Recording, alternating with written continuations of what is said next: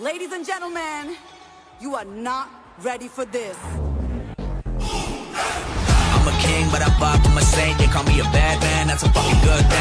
చాలా మంది ఈ దురంధర్ మూవీ ఒక రియల్ సోల్జర్ బయోపిక్ అనుకుంటారు, కానీ రియాలిటీ ఏంటంటే డైరెక్టర్ ఆదిత్యధర్ అఫీషియల్ గా కన్ఫర్మ్ చేశారు ఇది ఒక సింగిల్ సోల్జర్ బయోపిక్ కాదని. బట్ స్టోరీ ఇన్స్పిరేషన్ మాత్రం రియల్ ఇండియన్ కవర్ట్ ఆపరేషన్స్ నుంచి తీసుకున్నదే. ఇండియన్ హిస్టరీలో సినిమాలో చూపించినట్టే చాలా డేంజరస్ ఇన్సిడెంట్స్ జరిగాయి. 2008 లో ముంబై అటాక్స్, 2001 పార్లమెంట్ అటాక్, ఇంకా కాందార్ హైజాకింగ్ లాంటివి. అయితే ఈ ఇన్సిడెంట్ తర్వాత ఇండియన్ ఇంటెలిజెన్స్ ఏజెన్సీస్ చాలా సీక్రెట్ మిషన్స్ కండక్ట్ చేశాయి, కానీ పబ్లిక్ కి ఆ మిషన్స్ కోసం ఆల్మోస్ట్ ఏమీ తెలీదు. ఎగ్జాక్ట్లీ ఆ అన్సీన్ ఆపరేషన్స్ ఇన్స్పిరేషన్ తో దురంధర్ మూవీని డిజైన్ చేశారు. అయితే మూవీలో క్యారెక్టర్స్ అన్ని రియాలిటీకి ఆల్మోస్ట్ సిమిలర్ గానే ఉంటాయి. అయితే ఇక్కడ బిగ్గెస్ట్ క్వశ్చన్ ఏంటంటే ఈ మిషన్స్ అన్ని యాక్చువల్ గా ఎవరిని ఆపడానికి, నిజమైన మాస్టర్ మైండ్ ఎవరు, అండ్ ఈ దురంధర్ మూవీలో ఇంకా ఎంతవరకు రియలిస్టిక్ ఈవెంట్స్ ఉన్నాయి తెలియాలంటే మూవీ రిలీజ్ వరకు వెయిట్ చేయాల్సిందే.